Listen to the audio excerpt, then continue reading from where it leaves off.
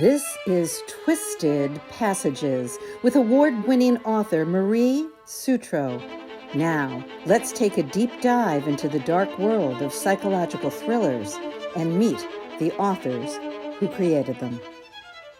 Hello, and welcome to Twisted Passages. I'm your host, Marie Sutro, and today we will talk to internationally best-selling author Mary McKinnon about her new release, Only One Survives. Welcome, Hannah Mary. Thank you. Thank you so much for having me, Mary. I'm so pleased. I'm thrilled to be here. Thank you. I am absolutely thrilled. In addition to loving your books, I love watching you on First Chapter Fun. For those who don't know, Hannah Mary has one of the best reading voices in the world. Oh, goodness. That's high praise indeed. Before we jump in to how wonderful this book is, can you just, Hannah Mary, give us a quick overview about the story? Sure, I'll give you the elevator pitch. So Only One Survives is the story about the rise and very, very violent demise of the all-female rock band called the Bittersweet. There's a fatal accident, and after one of the members dies and another is seriously injured, a third one decides that, well, the band's over, so it's probably now worth more dead than alive. And lots of bad stuff happens. Okay. The hairs are up on my arm. I'm sure they're up on everyone else who just heard that pitch. This story just hits out of the gates. You give us a prologue, and the last sentence of the last chapter is so phenomenal, so powerful, because it really gives you that little high octane injection from the get-go that takes you through. What I wanted to ask you about at first was, why a female rock band in terms of putting a group of women together where perhaps only one would survive in the end? Why a female rock group? Well, honestly, the very first idea was work colleagues. So it was going to be a group of female work colleagues who ended up in a sticky situation, let's say. And I pitched the idea to my editor, and she said, "Work colleagues? I don't know. Do people want to read about a work situation? Don't they want to escape from work?" I thought that's a fair point. That's I'll take that. Yeah, fair point. So I was mulling around different situations, a group of friends, sure, but how are they friends? I didn't want them to be, I don't know, part of the neighborhood watch. I didn't want them to be a book club. That felt a little bit too tame. Although I'm sure there are lots of book clubs out there that are not tame at all. That's the stereotypical version. But I just wanted something that was a little bit different. And it was one of my author friends, actually, when I explained this idea I had about work colleagues, and that wasn't working, and I didn't want a book club. I wanted something a little bit edgier. She said, "Well, why don't you make them a band?" And that was it. That I thought, yes, that is cool, because they can be really edgy. I immediately made them a rock band, a pop rock band. And the band literally took shape in front of my eyes. It was that the characters just popped up, not fully formed or anything, but the rough outline. And so yeah, those few words changed everything. Well, I'm so glad you did it, because I was going to wear my AC/DC shirt, which isn't a female rock band, but feeling all of those vibes, your artists, your musicians, they really appreciate the old school stuff and Yes. the roots of rock. Yes. In the 70s and 80s up through the 90s way. And it was just such a joy to see that brought back, and for you to do it from the perspective of folks that are, starting out. We meet them when they're late in high school, Mm-hmm. and they run up to their early 20s. That's right. And to see that passion coming into the future generations, the way that you did it was just so funny. And you just did great great honor to all of those amazing female musicians. Oh, thank who brought so much to all of us. So thank you for doing that. The other thing that you did in here that I thought was absolutely phenomenal was the timelines that you gave us. Lots of people will do dual timelines, but yours was very fascinating because lots of times you get, okay, well, here's all the backstory. Yes. Running concurrent with something that's happening, some peril incident or something that's happening. And you run right up to that, and maybe you get a chapter or two of, leading to the final conflict. But you actually gave us a lot more and brought us into the future a lot further. Yes. And you did it kind of at the halfway of the book. That's right. I noticed. What was your strategy there? And was that a hard thing to do, to break the story like that, but just to do it so that it just flowed for the reader so well? Well, I'm a very heavy plotter, so I outline before I write. I think about my characters. I think about the setting.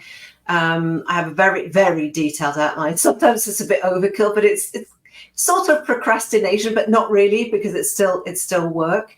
And it's still making me think about the story. And I always knew that the story would be in two distinct parts. So there's part one with the history of Vienna and Madison and how the band forms, but also what happened at the cabin that fateful night of this car accident. And then there's part two. So it was very clear to me that I would have those two distinct parts. I didn't know from the outset that I would have a dual timeline in the first part with the scenes at the cabin. That was actually my editor who suggested that I do it when I sent her the outline. She said, this part, that the scenes of what happens at the cabin, I think it would be better, more intriguing if we kind of weave that into the first part. I thought, oh, okay, I'll try that. But I didn't write it that way. I wrote the cabin scenes at the end of part one, and then chopped them up and wove them into the rest of the manuscript. What was tricky, I think, was deciding where to put. There's a couple of blog post entries, although where they sit was pretty evident where I needed them to be. But then we have radio interview transcripts, a couple of those, and also news articles. And so the challenge for me for those was, where do I put them? And also, what should they contain to push the plot forward, to give a little bit of a different perspective, because the book is told through Vienna's point of view. So I needed a little bit of another perspective, and that was a little bit more challenging to figure out. Do I have these things in the right place? But once I'd figured that out, the first part seemed to come together relatively quickly, which I was very happy about. Well, I was very happy about how it came together as a reader. It was a phenomenal puzzle. The scare factor was absolutely amazing. And that was one of the things I wanted to ask you about a little bit. I know that you write some dark stuff. I do. You also write some light stuff. I do. Tell us a little bit about your light work before I ask you this dark question. Sure, yeah, I'd love to. So I also write holiday romantic comedies as Holly Cassidy. That's my pseudonym. We don't hide the fact that it's me. It's very evident that it's me. It's the same author photo. But I have these two romantic comedies. One is called The Christmas Wager, that published last year. And the next one that's coming up is The Christmas Countdown, and that's publishing in October. So they're very lighthearted, romantic comedies, happy endings, no murder, no mystery, just the mystery of will they, won't they get together, that's as is always a prerequisite in rom-coms. So they're very, very different styles, because yes, it seems that my lightheartedness in the romantic comedies is pushing my thrillers to become even more twisted and even darker than they've been before. Well, thank you so much for explaining your wonderful work over on the light side of the equation, as it were. And the reason I wanted listeners to understand that is because that cabin, the way you wrote the cabin, the way the characters interact, the cabin is definitely that setting that becomes another character. I so many times was worried. I was thinking, wait a minute, I know she doesn't write horror, but it was so incredibly atmospheric in the way that a horror setting would be that I was almost waiting for monsters to pop out of the closet or something. I was so scared. I'm such a chicken, honestly. I don't watch horror movies, although I've been invited to a premiere of one, and I said yes, and now I'm wondering about my life choices because I'm going to have to take a pillow and hide behind it. I swear, I'm such a chicken. So really, those cabin scenes were me kind of exploring, me exploring how I would feel in that setting, and I would be terrified, especially because there's a snowstorm, you can't go anywhere, there's no help available, so it's almost the lesser of two evils. Do you stay in a warm, well, not warm, but a sheltered, somewhat warm-ish maybe cabin, or do you venture out into a blizzard? Well, probably stay in the cabin, but at your risk and peril. Exactly. And I just love that because you were terrified and you made all of us terrified. Oh, and that was just so fun and so kind of next level the way that you did it.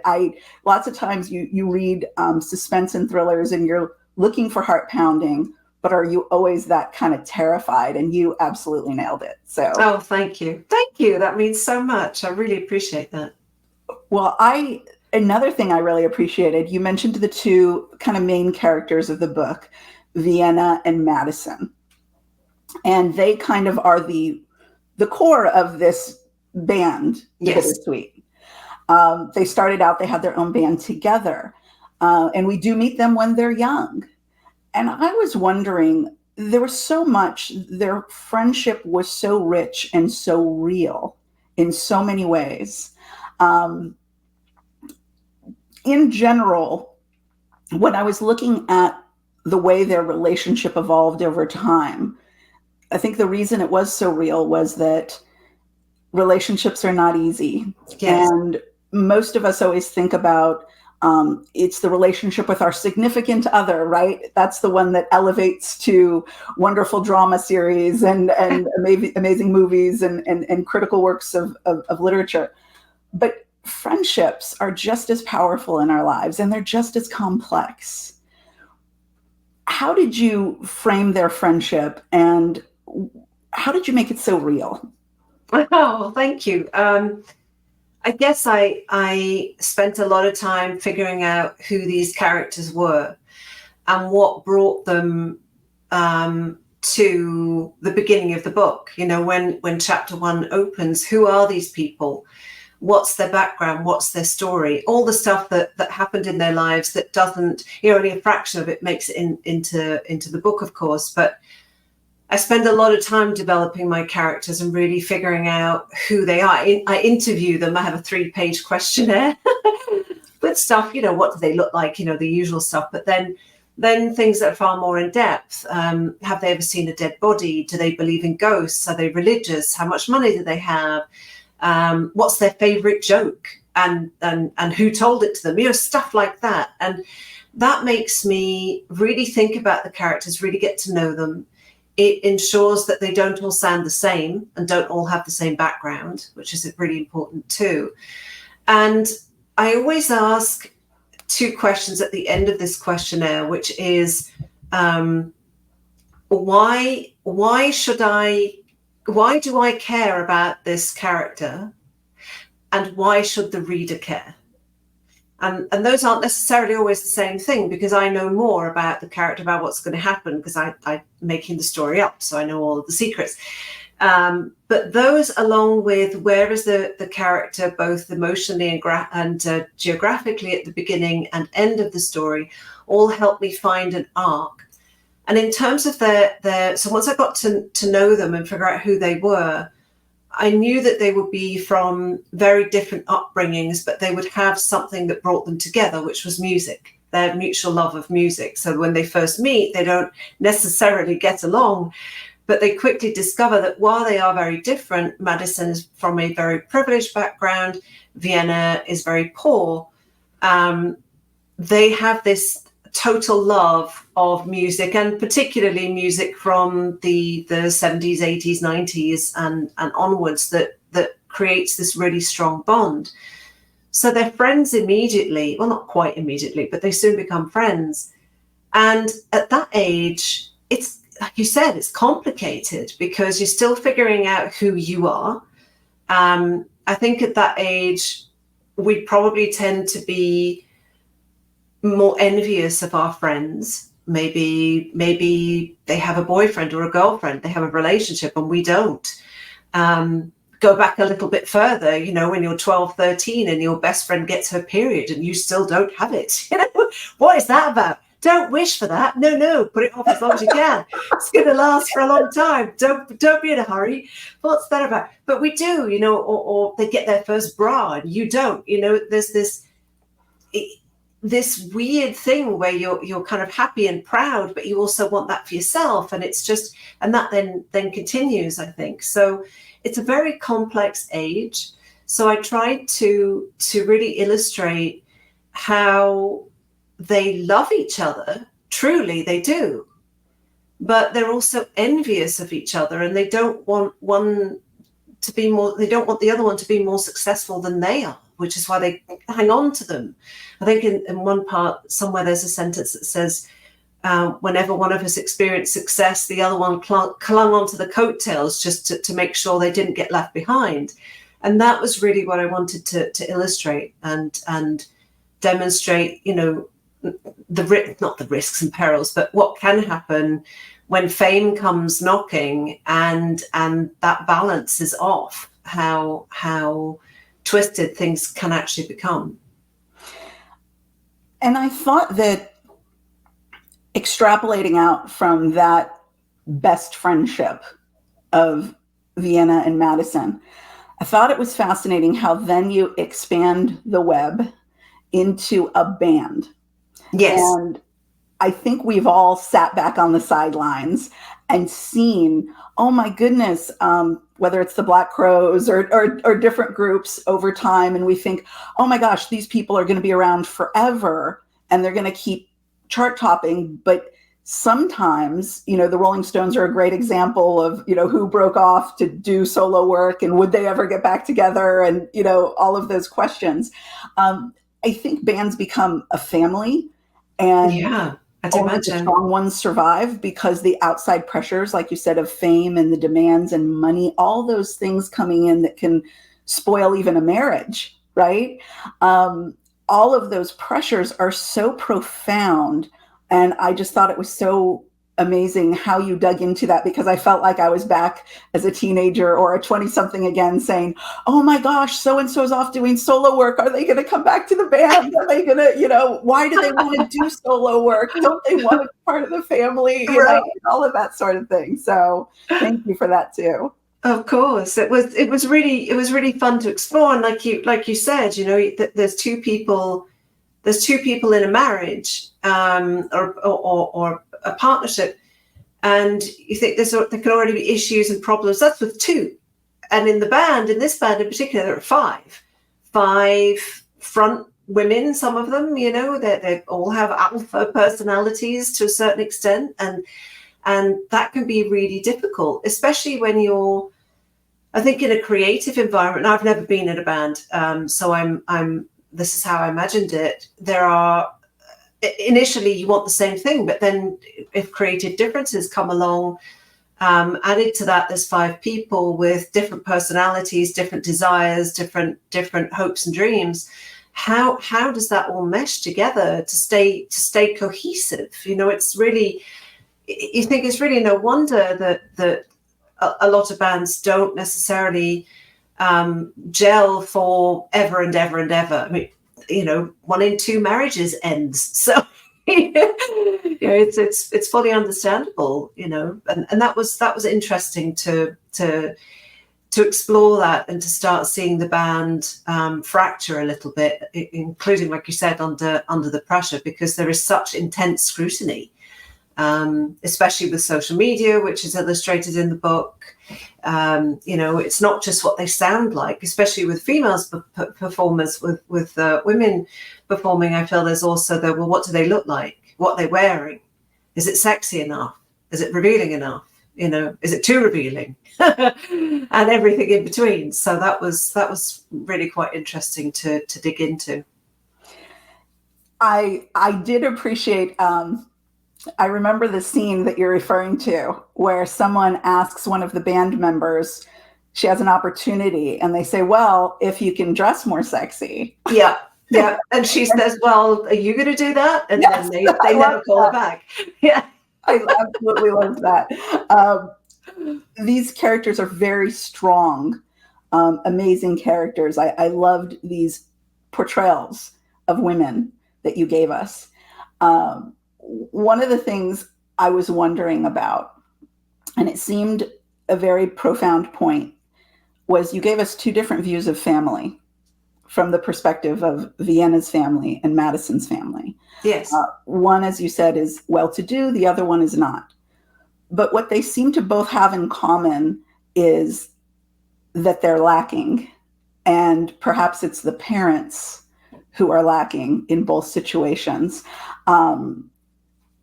Was that something you had always envisioned for each of these characters, that they were going to have to jump into the world, not necessarily with the easiest parachute strapped on behind them, or maybe not a parachute at all?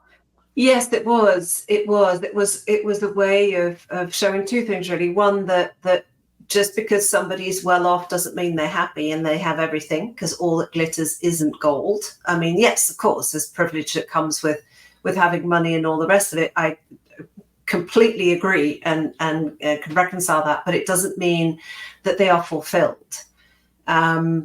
Money helps, of course. let's be real. But in Madison's case, certainly there's a severe shortcoming in terms of her family and the love she does, or the love that her parents give her, which is a very strange kind, really. And with Vienna, she doesn't know her dad. Her stepfather is awful, and her mum isn't really the best. So she really got the short straw there. But she has a very loving grandmother who she absolutely adores. So she still has an anchor, at least. And then I guess Madison becomes her anchor and Vienna becomes Madison's. And that's what pulls them together even more, is that they, because they come from such different backgrounds, but they're both desperately unhappy with their situations at home, that gives them another something else to bond over, and that brings them closer together. So that was always very deliberate. Their friendship was so powerful. And part of those threads weaving through are that they're looking for even more in certain ways from their friendships than maybe they have a right to ask. Yes, that's a good way of putting it. Right? and there's a lot, you bring up a lot about loyalty and jealousy. And like I said, just the way that those characters interacted, the reality of them, I felt like, okay, every time I closed the book, oh, Vienna, do you want to go grab a coffee? Because she's so real to me. Me too. If the band had showed up on my doorstep and said, hey, not that I would play with them, but I'd listen to them quite happily, that it wouldn't have totally shocked me, because they felt, especially when we write, I mean, you know this, we spend so much time with the characters, and they become so real to us because we're thinking about them all the time, about what they're saying, what they're doing. Scenes that don't make it into the book, conversations we hear, maybe it's just me, conversations I hear them having, they become so real, and that really is the compliment of the highest order when you say that they felt real to you, because that's always my hope, that whoever reads the book thinks that these characters are three-dimensional. That's always my aim. So thank you. I never give spoilers on the show. No. But, all I can say is you got me in so many ways. Excellent. You are so good at this. You are so good at what you do. And readers will enjoy it because it is really fantastic. Couple of quick last questions for you. Number one, who is your favorite pop rock band? Oh my goodness, my favorite pop rock band. So, geez, I can't pick just one. There's no way I can pick one, because throughout the book, I've peppered it with music and references.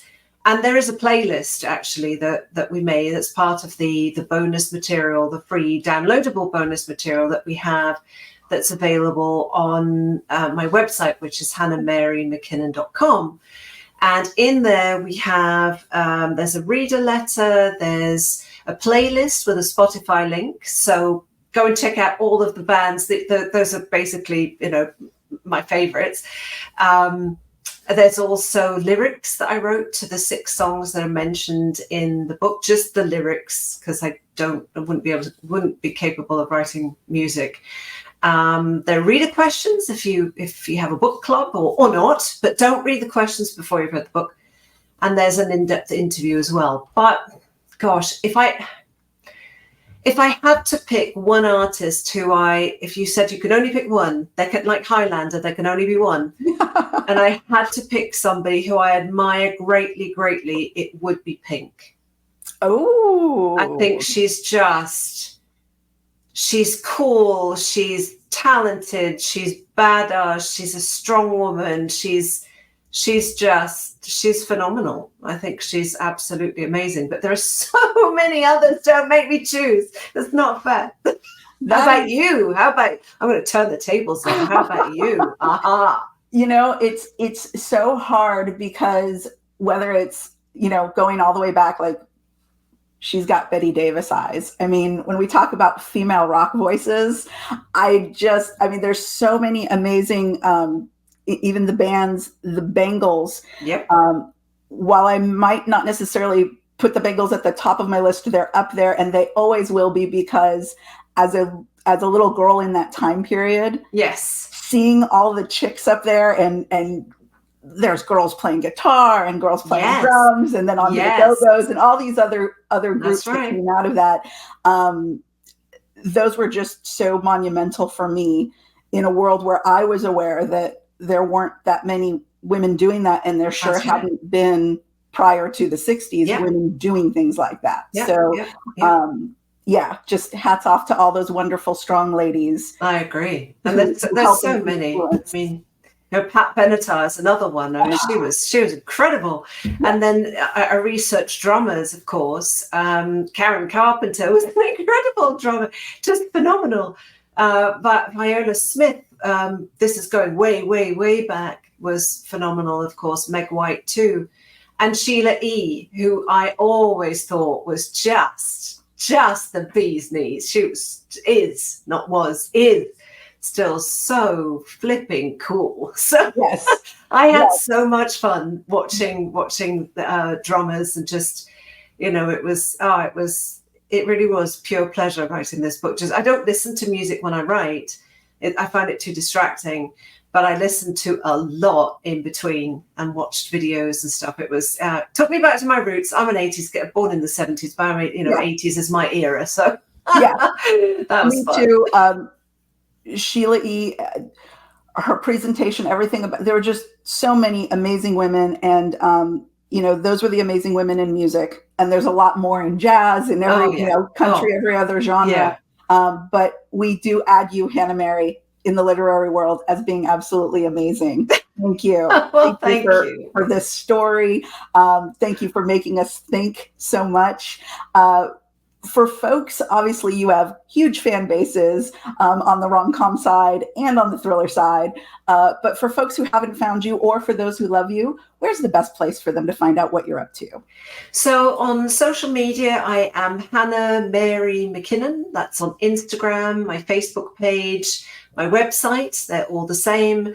And that's probably the easiest place. On the Hannah Mary McKinnon website, there's a link to my rom-com books. If you're looking solely for my rom-com, there's also, those are at Holly Cassidy Author. And of course, there's a link on that website to the thrillers as well. So go on either one, hannahmarymckinnon.com or hollycassidyauthor.com, and you'll find me. So I love hearing from readers. So do, send me a note or tag me or something. I'd be happy to see that. Well, I know that all the readers out there are going to absolutely love Only One Survives. Like I said, you got me. And I loved the characters. I loved the suspense. I was just right there till the very end. So thank you. Thank you so much for this book. Oh, you're very welcome. And thank you for having me today. It's been lovely being here. It was a pleasure. Thank you, Hannah Mary. And thank you all for joining me on this episode of Twisted Passages. We hope to see you next time.